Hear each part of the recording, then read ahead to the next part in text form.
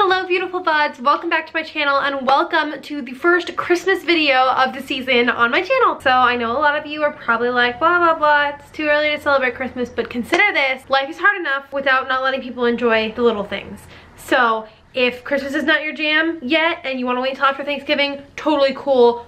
Go for it. Click on this video later. So if you remember last year, I did a dollar store Christmas decor DIYs video. I'll put that up right here so you guys can see it if you haven't already. And it had, I think, 5 DIYs, all from the Dollar Tree. And it was one of my most popular videos last year. So this year I decided that I would do the same thing again, except for instead of little DIYs this year, I'm doing one big DIY, and it is this gorgeous joy sign. Again, all the things that I used to make this were from the Dollar Tree, so it was super cheap. It was something like 10 bucks for all of the supplies, and it took me under 20 minutes to make, so I hope that you guys enjoy this DIY. So for this DIY, you're gonna need a metal wreath form that's shaped like a candy cane, a willow wreath, some fake florals, 2 big red bows, wire cutters, and of course your trusty hot glue gun.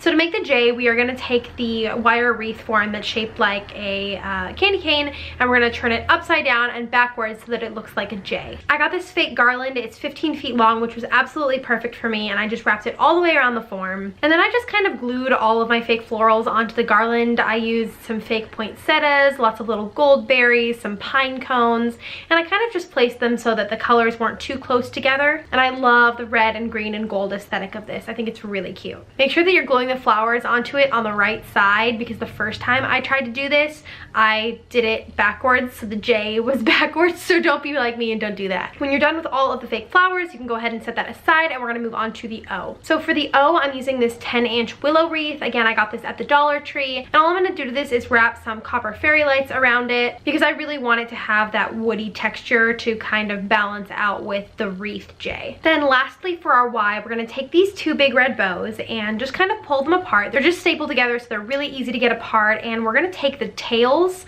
of both of them, but we only need 3, so you can go ahead and set that last one aside. So for the first pair, we're just gonna go ahead and glue them together where they were stapled together before, and that's gonna make the arms of our Y. And then when the glue is dry on those, turn it back over, put a dot of glue back in that same spot, but on the back side, and put the last tail facing down so you have a Y shape.